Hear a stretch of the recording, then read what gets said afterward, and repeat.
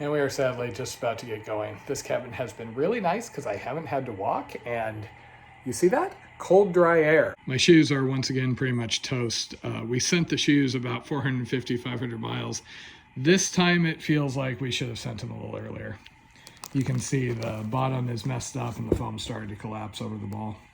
So since we know it's bloody hot and we had access to a refrigerator with a little freezer, we froze our water bottles. So at least it won't get like tepid water until, I don't know, 10:30. And now for the most horrible time of day. Going out into the humidity, the high traffic, the ticks, the mud, the spider webs, the horseflies, the blondie in denial. No! So that cabin was quite nice, and quite frankly, $300 for 2 nights is not that out of line with what we normally have to pay in the non-horrifying hotels. And Jen really liked that. At least for the moment, we are starting out with dry clothes, a mostly non-stinky blondie. It is a good day for the moment. I will be soaking wet in 3, 2, 1. So this is the road we walked up from the trail to get to Goreville earlier before going through the Happy Hollow, etc. area. Most of it was no shoulder high-speed traffic and those quarry trucks. But then it did have this exceedingly badly maintained bike trail for at least about half of it. There is a bit of traffic on this road. And that's what you get when some tourist is showing off to his girlfriend and climbs out on a rock and falls off.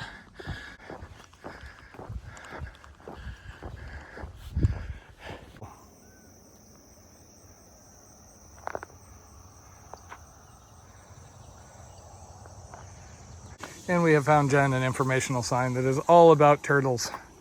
So this section back here is called Happy Hollow on the map. And the trail does dip way down to kind of take advantage of this trail. It does seem like they were trying to maximize mileage as far as trail miles versus road miles routing it through here, but nice bit. And I can almost see fields off to my left, so I feel like I'm at least corn adjacent, even if my life is lacking a lot of corn right now. You're missing the nods of agreement from Miss Negative Face McTater Butt over there. We are just enjoying every step of the forest as long as it lasts. And then it's not gonna last forever. Corn. Lovely, beautiful corn. I was cheering when the corn came on camera on the Fallout TV show last night. And there is fresh sawdust and horse poop up here, so somebody's been doing some trail maintenance. So if you're wondering why we're still only starting at 7 or 8, despite talking about all the heat and humidity, the reason really is we are straddling conditions right on either side of, okay, need to stop in the middle of the day, or okay, it's warm, but we can keep moving. And again, the fact that you're watching these videos means I am spending time every morning editing videos, and the only way I can keep up is to really do them in the morning. Trying to do edits in the middle of the day while it's 110 degrees outside is not the easiest, particularly because I need a darker circumstance in order to be able to see the screen and really do the thumbnail edits and things like that. But we are basically playing it by ear, and if it gets much warmer, if we start having to take more regular breaks in the middle of the day, the plan will be, up at 4, out at 5. First light is at 5:30. Hike until looks like somewhere between 11 and 1 is usually where the heat has been getting problematic. Siesta, unfortunately, it has not cooled off real early in the evening, but hopefully we could still get 5 to 9 or so at the end of the day. And as we get back on roads and things with less shade, that will absolutely become necessary. The tree cover has helped a lot. The umbrellas do drop the temperature a bit, but when you were just getting beat down by that intense sun, combined with the heat, combined with the humidity, it is pretty rough. I did have Jen to grab me a tank top at Walmart the other day. It's not the best, but it at least gives me an option for when the sweat just chokes the shirt, because the long sleeves, once they get doused, do not help as far as getting rid of heat. that is what I did on the AT. I also have a short sleeve shirt with me, but that has at least for now been my sleeping layer, because if I sleep without a shirt, I basically spend all night rolling around sticking to the sleeping pad and the bag, assuming I can use the bag. But we'll see. I would ideally be wearing something with short sleeves more when it gets this hot. The reason I'm not is I don't want to die of skin cancer early. I want to be doing this another, 20, 30 years ideally. And the amount of sun exposure we have is just extreme. I mean, look at how faded all our gear was after the Mississippi. When I first started hiking, I was always in short sleeves, hated anything long sleeve. And I've just had to kind of come around to it, because even when you're putting on sunscreen constantly, that is a lot of sunscreen that you're absorbing every single day. I have had friends with some pretty serious skin cancer complications. So as always with these things, it's striking a balance. For example, you go someplace where the mosquitoes carry harmful diseases, it can be worth it to use DEET, which is a chemical that has some harmful health side effects. If you're in an area like this where the mosquitoes were just a pain, picaridin doesn't work quite as well as jungle juice, but it has a lot less health side effects. And getting bit, again, it's an annoyance, not a major health risk. And obviously the best thing would be if I just didn't sweat so much, but what can I say?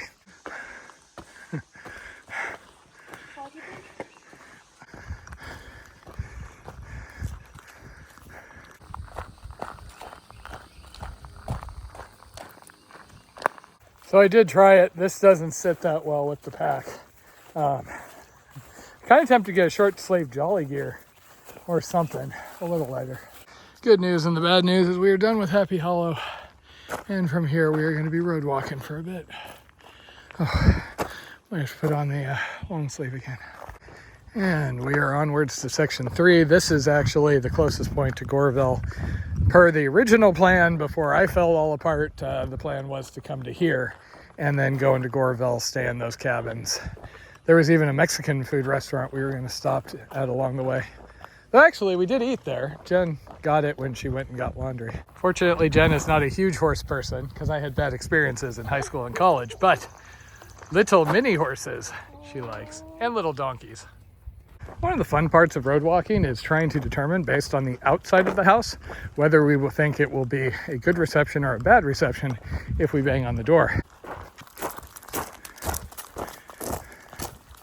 So we are trying to be careful where we get water, but sometimes there's just nothing we can do. Were people buying the books just because he was Stephen King, or were they doing it because they liked the books? And then later he admitted that, oh yeah, I am, what's his face, Bachman. Like many things, I only want to buy games on Steam and audiobooks on Audible. I've been burned too many times by DRM music services shutting down. So there's supposed to be a waterfall back here. Normally I am doing extra miles to go to Waterfalls, because if Jen were here, it would make her happy. So now Jen has to do the extra miles too. So there's a waterfall, but Taters is like, it ain't Hocking Hills. Hey, Caro. I believe that was where the Ohio came in when we were doing the Mississippi.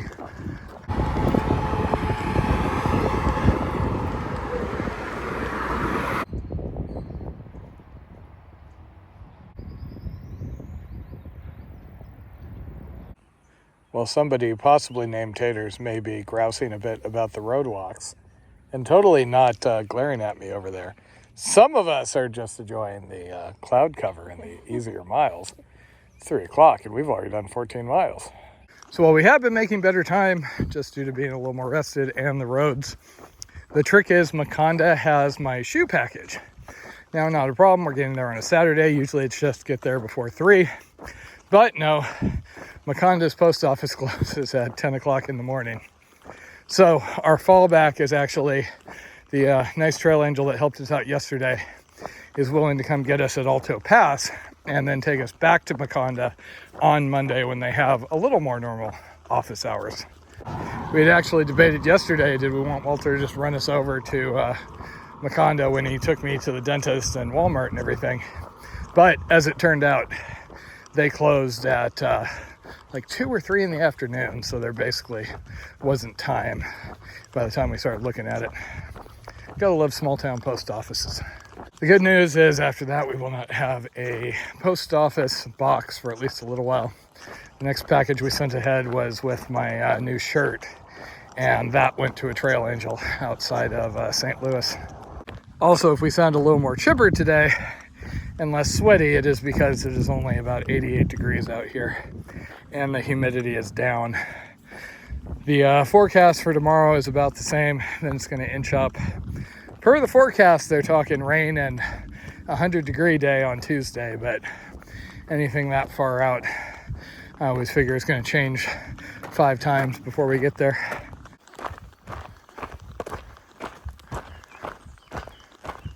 I'm really thinking we messed up the math here. The last new pair of shoes was Aurora, and we have them about 20 miles from here, and these are just shot. I am feeling basically every little rock here again. Okay, I think we're on plan D or E here at this point, but since my feet are kind of taking a beating from the shoes being dead and we have access to a trail angel, it looks like the thing that's going to make sense in the morning is it's a short ride over. Trail angel is nearby, so he is going to run us over in the morning, get the shoes, and then I don't have to walk on these for another couple of days, which was our original plan. I do really appreciate how every time my shoes are almost dead, this trail throws a whole lot of really, really painful sharp gravel at me. It's really nice. So this is the Panther Den Wilderness, which will be where we spend the night.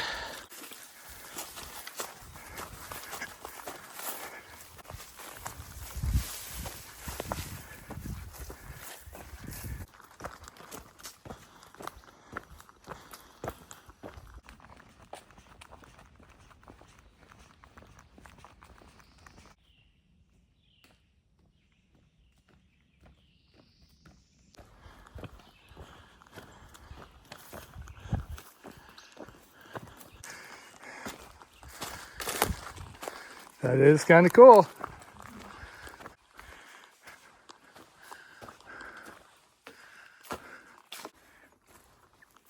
Anything cool?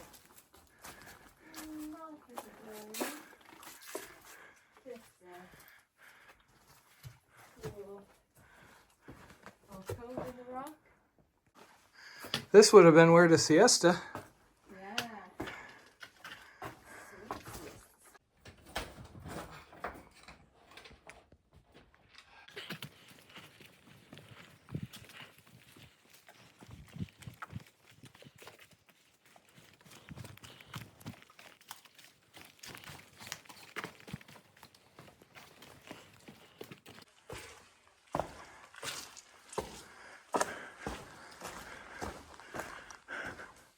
Wow, it just keeps going.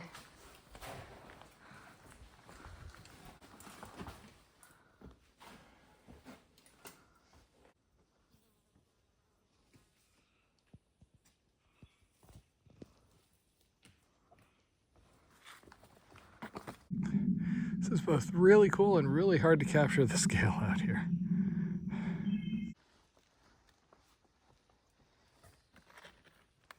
This is our evening water fill-up, a little creek coming off of Devil's Kitchen Lake. And really nice clear water, clearest we've seen in a while. Lots of fish and frogs. So the good news is while I found 2 ticks on my legs while we were filtering back there, they were the bigger Lone Star ticks. And we like the bigger ticks because they're easier to find. The Lone Star ticks, if you're forgetting, are the ones that make you into a dirty vegetarian. And so Taters keeps threatening to put them on me in my sleep. And Taters is slightly happy back here. It's got rocks, it's got trees. Haven't had rocks or trees yet. I'm missing the corn. Nice solid. The other day where it said it's the Max Tree Vortex. This is like the vortex. This space is so filled with heavy energy. This is the Max Sphincter. What? So we are filled up for the night. We're going to go for another hour or so and then set up camp. I think the hard part's going to getting Taters to walk by all the other cool camps like that.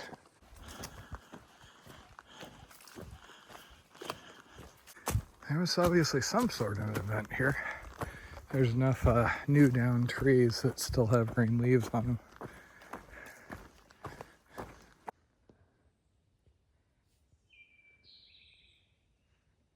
And just when I thought this day couldn't get any better, we saw an armadillo off to the side of the trail. Okay, some of us didn't grow up seeing them all the time. I've never seen one before. I'm so excited. One nearly crawled in my tent on the Florida Trail. I was sleeping beside a highway.